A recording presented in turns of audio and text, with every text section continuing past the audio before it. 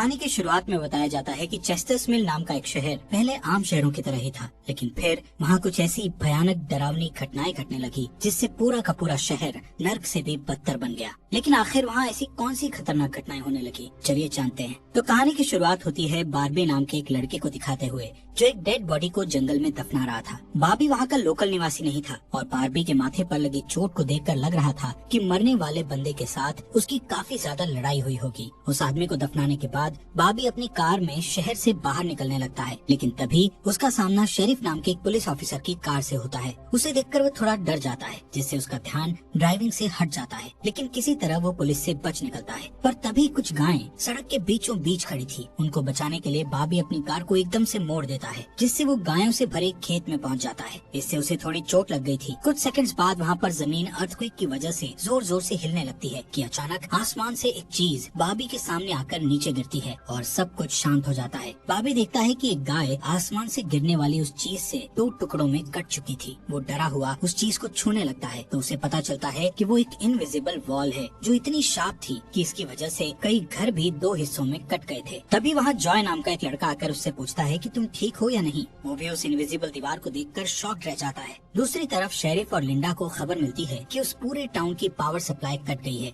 Phone lines बंद हो गई हैं और इंटरनेट भी काम नहीं कर रहा है। यहाँ तक कि सारे सैटेलाइट कनेक्शंस भी काम करना बंद कर गए थे। तभी शहर के ऊपर से उड़ रहा एक प्लेन उस इनविजिबल वॉल से टकराकर क्रैश हो जाता है, जिसे देखकर लोग और भी ज्यादा घबरा गए थे। और ये बात कंफर्म हो जाती है कि ये सिर्फ एक इनविजिबल दीवार नहीं बल्कि एक राउंड शेप डोम यानी गुम्बद है, जिसने आधे शहर को कवर कर लिया है। वहीं दूसरी साइड हम एक रेडियो स्टेशन पर फिल और उसके असिस्टेंट डोडी को देखते हैं जो सिग्नल लाने की कोशिश कर रहे थे। वो दोनों थोड़ा कंफ्यूज थे कि अचानक सिग्नल क्यों चला गया। यहाँ पर फिल को लगता है कि ये अच्छा मौका है उनकी रेडियो रेटिंग्स को हाई करने का, इसलिए वो दोनों सिग्नल को ठीक करने में लग जाते हैं। वहीं एक फायर ट्रक डोम की दूसरी तरफ से आ रहा था, जिसे देख बार्बी ट्रक वाले को इस इनविजिबल वॉल की तरफ इशारा करता हुआ उसे रुकवाकर क्रैश होने से बचा लेता है। थोड़ी देर बाद वहाँ इन्वेस्टिगेशन करने के लिए कुछ पुलिस वाले आते हैं, पर इस इनविजिबल डोम को समझना उनके बस की बात नहीं थी। उसी समय वहाँ पर एक शहर का काउंसिलमैन जिसका नाम बिग जिम था वो भी पहुँच जाता है, लेकिन उसे भी इस डोम के बारे में कुछ भी समझ नहीं आता। यहाँ पर पुलिस को इन्फॉर्मेशन मिलती है कि उस शहर की तरफ आने वाले सभी रास्तों को बंद कर दिया गया है, क्योंकि उस डोम की वजह से बहुत सारे एक्सीडेंट हो रहे हैं। इसके थोड़ी दूर घर पर जूनियर नाम का लड़का एंजी नाम की लड़की के साथ इंटीमेट हो रहा था। एंजी पेशे से नर्स थी और जो की बड़ी बहन भी थी। इंटीमेट होने के बाद जूनियर एंजी से कहता है कि मैं तुमसे बहुत प्यार करता हूँ, लेकिन एंजी उसे कहती है कि वो उसके लिए ऐसा कुछ फील नहीं करती।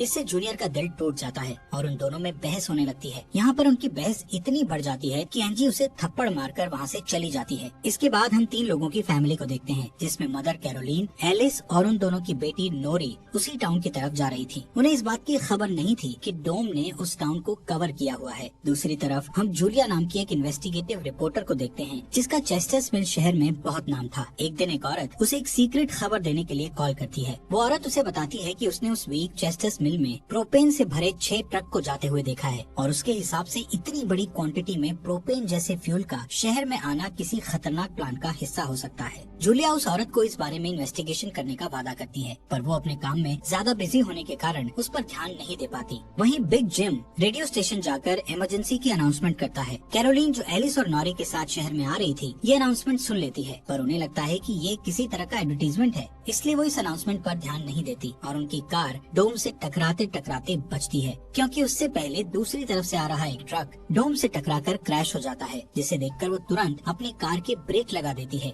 इतने बड़े इंसिडेंट को देखकर नॉरी के दौरे पड़ने लगते हैं, जिससे वो बेहोश हो जाती है, लेकिन बेहोश होने से पहले वो किसी पिंक स्टार के बारे में कहती है। अब यहाँ से नोरी को जल्दी से हॉस्पिटल में ले जाया जाता है, जो कि टाउन में होने वाली घटनाओं से घायल हुए लोगों से भरा पड़ा था। वहीं जूलिया और बार्बी घायल हुए लोगों को हॉस्पिटल ला रहे थे। इसी हॉस्पिटल में जूलिया का हस्बैंड भी डॉक्टर था। वो उससे मिलने जाती है, लेकिन उस वक्त उसका हस्बैंड हॉस्पिटल में नहीं था। हॉस्पिटल में जूलिया को पता चलता है कि उसका हस्बैंड संडे को कभी काम नहीं करता था, पर वो जूलिया को हमेशा झूठ बोलता आ रहा था। हॉस्पिटल के बाहर हम बार्बी और एंजी को मिलते हुए देखते हैं। दोनों को साथ देखकर जूनियर के अंदर एक अलग सी जलन पैदा होती है। वहीं अब टाउन के बॉर्डर्स को सैनिकों द्वारा सील कर दिया जाता है। बहुत सारे साइंटिस्ट और एक्सपर्ट्स को भी इस अजीबो गरीब मुसीबत का असल कारण नहीं पता चलता। पर कुछ घंटों बाद बिग जिम प्रोपेन के बारे में बात करने के लिए शेरिफ से मिलता है। यहाँ पर उनकी बातों से हमें पता चलता है कि उनको इस डोम के बारे में पहले से थोड़ा बहुत पता था, पर वो इस पर खुलकर बात नहीं कर रहे थे। वहीं बॉबी को उस टाउन में एक दिन के लिए रुकना था, पर उसके पास ठहरने के लिए कोई जगह नहीं थी, इसलिए वो अपनी कार में ही रात बिताने का फैसला करता है। तभी जूनियर उसके पास आता है और उसे एंजी से दूर रहने को कहता है। धीरे धीरे उसकी बात धमकी में बदल जाती है। बॉबी हैरान होता है कि आखिर उसकी गलती क्या है। इसी बीच वहाँ जूलिया आ जाती है, जिससे वो झगड़ना बंद कर देते हैं। यहाँ से सीन शिफ्ट होता है और हम देखते हैं कि टाउन के ऐसे हालात से लापरवाह होकर एक जगह कुछ टीनेजर्स पार्टी कर रहे थे। इनमें जॉय भी था। जॉय एक लड़के से वहाँ के हालात पर बात करने लगता है, लेकिन अचानक जॉय को दौरा पड़ने लगता है और वो पिंक स्टार के बारे में बोलने लगता है, जैसे कि पहले नॉरी ने बोला था। वहीं जॉय की बहन एंजी घर पर अकेली होती है। तभी अचानक उसके घर में जूनियर घुसकर उसको किडनैप करके अपने फादर के टूटे फूटे शेल्टर में ले जाता है। यहाँ पर वो उसे बताता है कि मुझे पता है शहर को कवर किए इस डोम के बारे में। यहाँ पर एंजी को उससे ये भी पता चलता है कि बिग जिम ही जूनियर का फादर है। जूनियर एंजी को ये भी बताता है कि उसके फादर अपनी फैमिली की सुरक्षा को लेकर हमेशा चिंतित रहते थे, इसलिए उन्होंने फैमिली के लिए ये शेल्टर बनाया था। वहीं दूसरी साइड जूलिया बॉबी को अपने घर में ठहरने के लिए लाती है। तभी अचानक बॉबी की नजर उसके हस्बैंड की फोटो पर पड़ती है और उसे रियलाइज होता है कि ये वही आदमी है जिसे उसने सुबह मारा था। दूसरी तरफ लिंडा और शेरिफ सभी व्हीकल्स पर नजर रख रहे थे ताकि कोई भी गलती से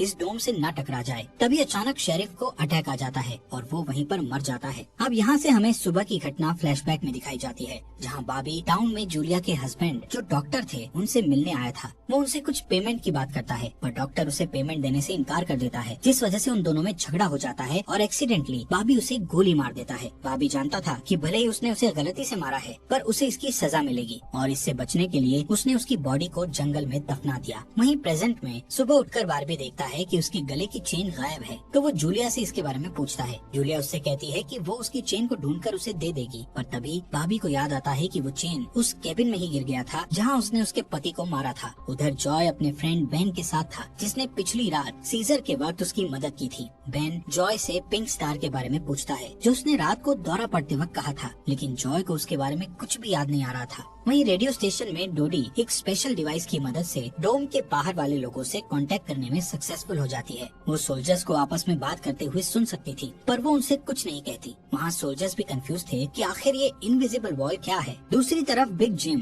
रेस्टोरेंट में बैठा ब्रेकफास्ट कर रहा होता है कि लिंडा वहाँ आकर उसे शेरिफ के मरने की खबर सुनाती है, जिससे वो लोग तुरंत बंकर में डेड बॉडीज को दफनाने वाले के पास जाते हैं, जिसका नाम लेस्टर था। उधर एंजी शेल्टर में किसी को मदद के लिए बुलाने की पूरी कोशिश करती है, पर वो कामयाब नहीं होती। तभी जॉय वहाँ आता है और उसे चेन के जरिए बेड से बांध देता है। वहीं बिग जिम लेस्टर को अपने साथ लेकर आता है, जो कि शेरिफ का ही दोस्त था। शेरिफ की मौत से वो बहुत दुखी और परेशान हो जाता है। जब लिंडा उनके आसपास नहीं होती, तब वो और बिग जिम पिछले महीने होने वाले प्रोपेन के इम्पोर्ट के बारे में बात करते हैं कि प्रोपेन के इम्पोर्ट में उन तीनों का ही हाथ था और उन्होंने टाउन वालों से ये बात छुपाई थी। शेरिफ की मौत से ये कंफर्म हो गया था कि वो उनकी इन्वॉल्वमेंट के बारे में किसी को कुछ नहीं बता पाएगा, जो कि उनके लिए अच्छी खबर भी थी। उसी दिन बाद में लिंडा पुलिस स्टेशन आती है तो देखती है कि बिग जिम शेरिफ के ऑफिस में कुछ ढूंढ रहा है। लिंडा के पूछने पर जिम उसे कहता है कि वो वहाँ शेरिफ की वसीयत के पेपर्स ढूंढ रहा है, लेकिन असल में वो वहाँ प्रोपेन के इम्पोर्ट से जुड़े पेपर्स को ढूंढने आया था, जो उसे और लेस्टर को परेशानी में डाल सकते थे। वो तुरंत बाहर आकर शेरिफ को बताता है कि मुझे लगता है वो पेपर शेरिफ के घर में होंगे, जिन्हें लाने के लिए वो लेस्टर को तुरंत उसके घर भेजता है। इसी बीच जूलिया जल्दी से रेडियो स्टेशन पर डोडी के पास जाती है, जहाँ वो देखती है कि वो लोग डिवाइस के जरिए डोम के बाहर खड़े सैनिकों की बातचीत सुन सकते हैं। उनकी बात सुनने पर जूलिया को पता चलता है कि वो लोग जमीन खोदकर डोम को बाहर निकालने की कोशिश कर रहे हैं, पर वो इस काम में कामयाब नहीं हो पा रहे हैं। इसके बाद जूलिया रेडियो के जरिए पूरे टाउन में डोम वाली खबर को फैला देती है, जिससे लोगों में डर पैदा हो जाता है और लोग घबरा जाते हैं। वहीं जॉय और बेन बॉर्डर के पास साइंटिस्ट को अपना काम करते हुए देखते हैं। साइंटिस्ट ये देखते हैं कि डोम के ऊपर पानी का क्या असर होता है, पर उन्हें ज्यादा कुछ समझ नहीं आ रहा था, जिससे वो किसी नतीजे पर नहीं पहुंच पाते। वहीं जॉय देखता है कि ये डोम एक छलनी की तरह है। वो बेन से बताता है कि इस डोम में से बिल्कुल मामूली सा पानी आर पार जा सकता है। दूसरी ओर बार्बी अपनी चेन ढूंढने जूलिया के हस्बैंड डॉक्टर के केबिन में जाता है। वहाँ उसे उसका चेन मिल जाता है, पर तभी जूनियर वहाँ आकर उसे देख लेता है। जूनियर उससे पूछता है कि क्या तुम एंजी के साथ सोए थे। यहाँ पर बार्बी को लगता है कि शायद उसने उसे चेन ढूंढते हुए देख लिया है और इसीलिए वो जूनियर को ऐसे ही वहाँ से जाने नहीं दे सकता था, इसलिए वो जूनियर को बहुत बुरी तरह से पीटने लगता है। वहीं हम देखते हैं कि लेस्टर शेरिफ के घर पहुंचकर प्रोपेन इंपोर्ट के पेपर्स को ढूंढने लगता है। कुछ टाइम बाद उसे वो पेपर्स ड्रॉवर में मिल जाते हैं, तभी वो उन्हें जला देता है। जब वो वहाँ से जाने लगता है तो उसका पैर लगने से पेपर्स की आग घर के पर्दों पर लग जाती है, जिससे आग की लपटें पूरे घर में फैल जाती हैं और पूरा घर जलने लगता है, जिसे देखकर जल्दी ही बहुत सारे लोग जमा हो जाते हैं और आग बुझाने की कोशिश करते हैं, पर फायर ट्रक के बिना आग बुझाना नामुमकिन था। अगर वो लोग घर को जलने देते तो डोम के अंदर का टेम्परेचर बहुत बढ़ जाता, जिससे लोगों की जानें भी जा सकती थी, इसलिए सब मिलकर आग बुझाने में लग जाते हैं। बाबी लोगों को आग बुझाने में लीड करता है।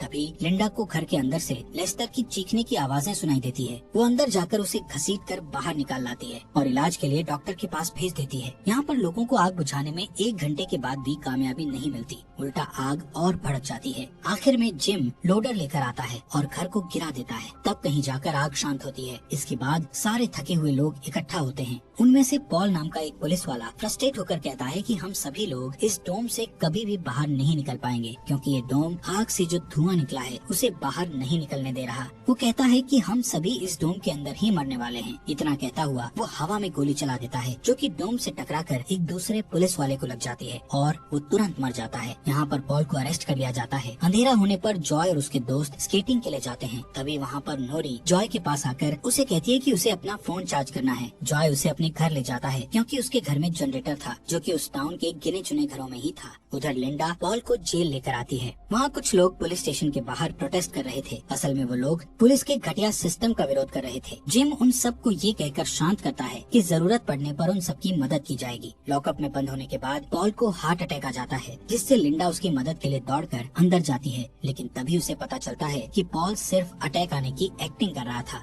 इसी मौके का फायदा उठाकर पॉल उसे धकेलकर उसे लॉकअप में बंद करके वहाँ से भाग जाता है। इधर बंकर में जूनियर फिर से एनजी के पास जाता है। एनजी समझ चुकी थी कि अगर उसे यहाँ से निकलना है तो उसे जूनियर को झूठे जाल में फंसाना पड़ेगा, इसीलिए वो उससे अपने बचपन की यादें साझा करती है, जब वो दोनों एक बंद टनल में जाया करते थे, और कहती है कि हो सकता है डोम का टनल पर कोई असर नहीं हुआ हो तो वो लोग बाहर जा सकते हैं। यहाँ पर एनजी सोचती है कि अब वो उसके प्यार के जाल में फंस गया है तो शायद वो उसे छोड़ दे, लेकिन ऐसा कुछ नहीं होता। जूनियर अकेले ही उस टनल में जाने का प्लान बनाता है। वहीं जिम जब पुलिस स्टेशन में आता है तो पॉल की जगह लिंडा को लॉकअप में बंद देखता है। वो तुरंत उसे लॉकअप से बाहर निकालता है। उन्हें पता चलता है कि पॉल अपने साथ एक राइफल और कुछ गोलियां लेकर गया है। लिंडा तुरंत उसकी तलाश में जंगल की ओर निकल जाती है, क्योंकि उसे पता था कि पॉल अक्सर शिकार करने जंगल की तरफ जाया करता था। वहीं जिम पॉल को पकड़ने के लिए एक टीम तैयार करता है। उधर रेस्टोरेंट में बैठी कैरोलीन को नौरी की फिक्र हो रही थी, क्योंकि वो पिछली रात अपनी दोनों मदर्स को बिना बताए जॉय के घर रुक गई थी। वहीं जिम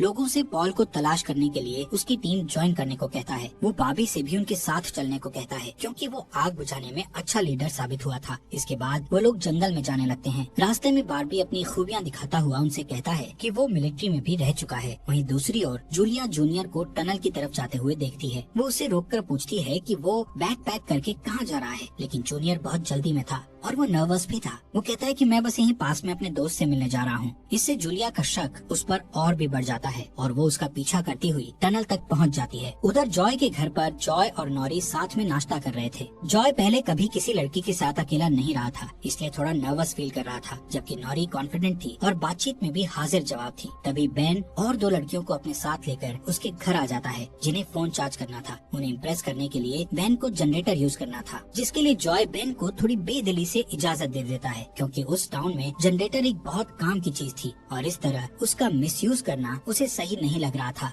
उधर जंगल में हम देखते हैं कि सर्च टीम पॉल को ढूंढ लेती है, पर उसी टाइम पॉल एक लड़के की टांग में गोली मार देता है। दूसरा लड़का भी उसे संभालने के लिए वहीं रुक जाता है, जबकि जिम और बार्बी पॉल के पीछे भागते हैं। दूसरी तरफ जूनियर टनल के आखिरी सिरे पर पहुंच जाता है, जहां पहुंचकर उसे पता चलता है कि डोम ने टनल को भी कवर किया हुआ है। वो दीवार के बिल्कुल करीब पहुंच जाते हैं, जिससे उसकी टॉर्च टॉर्च जलने लगती है। तभी जूलिया वहाँ आकर उसे वार्न करती है। जूलिया को देखकर जूनियर को बहुत गुस्सा आता है क्योंकि वो उसका पीछा कर रही थी। इस बात से जूनियर पागलों की तरह उस इनविजिबल वॉल को मुक्के मारने लगता है, जिससे जूलिया उसे रोकती है। फिर दोनों बैठकर बात करने लगते हैं। जूलिया उसे बताती है कि अपने पास्ट में की गई एक गलती की वजह से वो जर्नलिस्ट की इस बेकार सी जॉब में फंस गई है। उधर जॉय का घर लोगों से भर जाता है जो अपनी अपनी जरूरत के लिए उसके जनरेटर को यूज करने के लिए आए थे। एक बदमाश लड़का लोगों से जनरेटर यूज करने के बदले में पैसे वसूलने की कोशिश करता है, जो कि उसका था ही नहीं, लेकिन उसके खिलाफ बोलने की किसी में हिम्मत नहीं थी। ये देखकर नॉरी सब कुछ हैंडल करने के लिए आगे बढ़ती है, पर मामला और भी ज्यादा गर्म हो जाता है। लेकिन इससे पहले कि कुछ गलत होता तभी लाइट ही चली जाती है। नॉरी इस बात से बहुत खुश होती है कि जॉय ने उस बहस में उसका साथ दिया। वहीं जंगल में बॉबी और जिम पॉल तक पहुंच जाते हैं, पर पॉल ने अपनी राइफल निकाल रखी थी, जिससे वो जिम को मारने ही वाला था कि तभी पीछे से लिंडा आकर उसे शूट कर देती है। दूसरी साइड कैरोलीन जॉय के घर जाकर अपनी बेटी नोरी से मिलती है। वो नोरी से कहती है कि उसे थोड़ा जिम्मेदार बनना चाहिए। उसकी डांट सुनकर जॉय और नोरी